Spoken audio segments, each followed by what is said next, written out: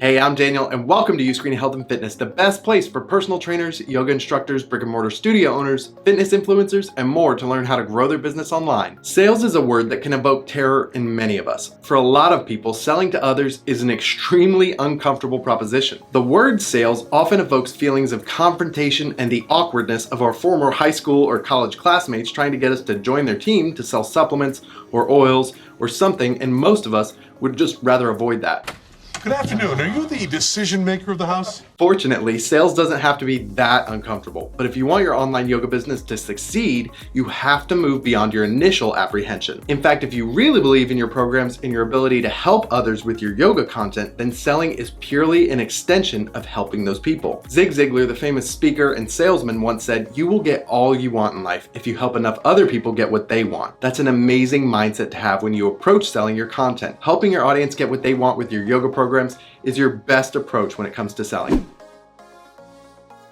Some of the first questions we get from people looking to launch their own video streaming websites includes, how do I differentiate my content? Or why would anyone pay for my videos? For those with a YouTube channel, sometimes they'll even ask us if they should deactivate their channels or move to another platform. First, do not get rid of your YouTube channel. It's the perfect complement to a video streaming business because it can help you grow your audience, and if you're lucky, generate a little bit of extra revenue in the process. However, you need to be able to clearly articulate the differences in your free and premium content. If you can't explain it easily, your audience definitely won't understand it either. This goes for free content you're posting on any platform, not just YouTube. The differences in your types of content need to be easy to spot. I see fitness and yoga businesses every day that are struggling, and I can usually trace part of the issue back to this specific topic. We see creators posting full yoga sessions to Instagram or 45 to 90-minute flows on YouTube.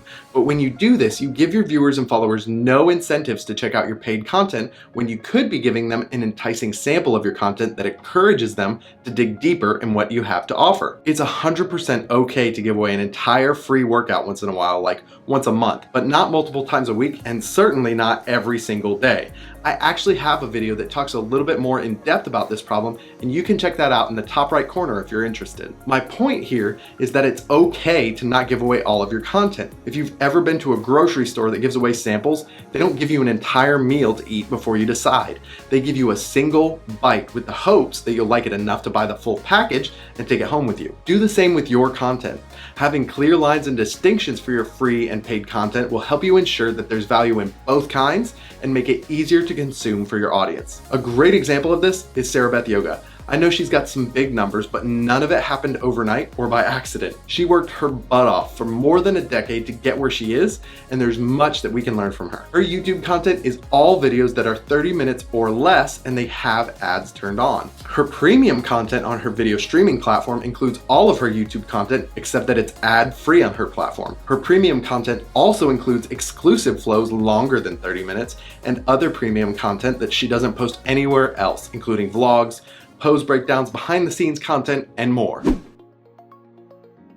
Our best advice to kickstart your audience growth is to pick one platform and go all in on it. You've got to think big, but start small, and be prepared to really invest time into this top of the funnel activity because it will undoubtedly pay off down the road. And don't sell yourself short either. You've got to start somewhere, so even if you don't think you have an audience at all right now, that might not be entirely true. At the early stages, even your family, friends, former customers, or clients can be a part of your audience if your content resonates with them. Plus, they love you, they want to help, and they want to see you succeed. I really believe that focusing on one platform could be a game changer for most yoga businesses working to get off the ground. It is so difficult and ridiculously stressful to try and dominate on YouTube, Instagram, Clubhouse, Twitter, Facebook, TikTok, and all the others all at the same time, especially when you're doing everything yourself. That's a recipe for burning yourself out fast. Focusing on one platform is less stressful and more fruitful. Spending time learning to absolutely dominate one platform and build a big following there is a great way to gain traction. Pick the platform that has the highest amount of people who fit within your target audience and then get to work reaching them there. And don't just say, okay, I'll go all in on Facebook because I think my audience is there. Really actually do your research to understand the demographics available on each platform and which one would work best for you. Then go one step further and learn everything you can about the platform and how to optimize your content for maximum reach and engagement. When I started this YouTube channel, do you think I grabbed a camera, started making videos, publishing them, and then hoping we reached our audience?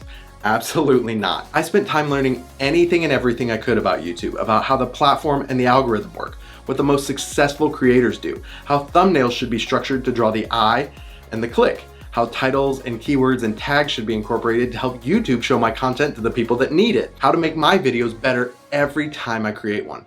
I spent time learning about our audience and what language they use and how to best reach them. Have I arrived at YouTube domination? Absolutely not. There's still a long way to go with a lot of work to do, but I'm continuing to learn and grow, and the results are coming. As a result, this channel has massively benefited. It's grown organically since we launched. We've never bought subscribers or paid for any other type of promotion, and the channel continues to grow steadily every month. We're getting more views and reaching more people than ever before.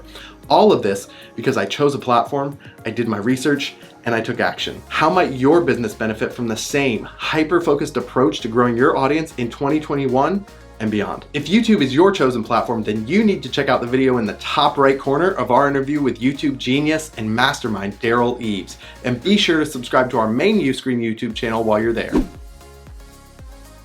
Similar to a content or editorial calendar, which I hope you have or are planning to create, and if you don't, I'll link to a template in the description below, you'll also need a calendar to track your sales promotions and campaigns. Planning ahead gives you time to create tasks, assign tasks and dates, get the help you need to execute, and track the important information around campaigns that will help you measure their success now and in the future. For your promotional calendar, look at an actual calendar and plan ahead for the next 3 months at an absolute minimum. Ideally, you'll plan 12 months ahead, but it's okay to start small, especially if you're feeling overwhelmed. A word of caution though, if you don't plan far enough ahead, that feeling of being overwhelmed might continue to stick around until you have some help or until you plan far enough in advance. Next, identify relevant dates and build campaigns around those dates. The tactics used for each campaign can vary, but we'll talk more about those in a moment. It might be that you have some tactics like a simple free giveaway funnel always running in the background of your business. But for other promotions like a Mother's Day gift card campaign or Black Friday coupon promotion that are built around a specific date,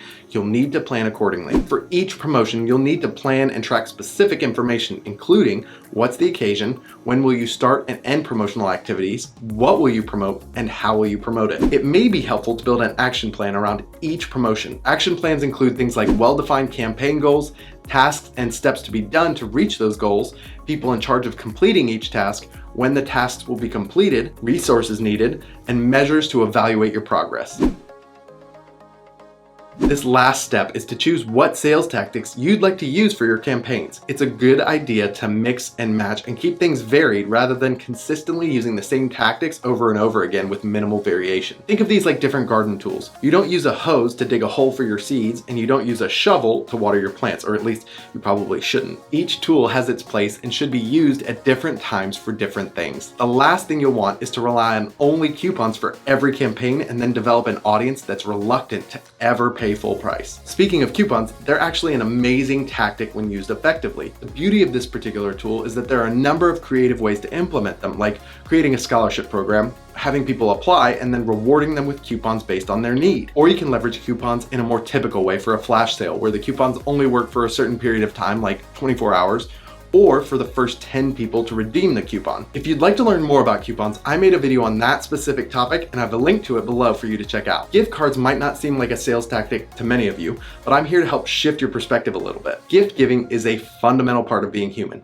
Using gift cards as a sales tactic is a relatively passive way to sell access to your product or service that also allows you to convert more customers, reach a larger audience, increase customer referrals, and take advantage of seasonal shopping habits. Pick a few relevant days like big recurring annual events that fit your customer demographics, such as Mother's Day. Then you can create a specific landing page for that event and leverage it to promote your gift cards in advance of the special day. For more on using gift cards to grow your business, you guessed it, I've got a video on that as well, linked in the description below. Finally, let's talk about my personal favorite tactic, and that is a free giveaway funnel, which I briefly mentioned earlier. The simple explanation is that you grow your audience with free content on your chosen platform. Then you offer a piece of your premium content for free in exchange for their email address, and then you use that email to build relationships with those people and send them sales emails to get them to convert on your paid offer. In fact, we have tools built into the Uscreen platform to help make all of these sales tactics easy on you to bring to life for your next campaign. If you've got questions, go ahead and drop those in the comments right now. If you found this video helpful, I'd be so grateful if you'd hit that subscribe button below so we can continue growing together.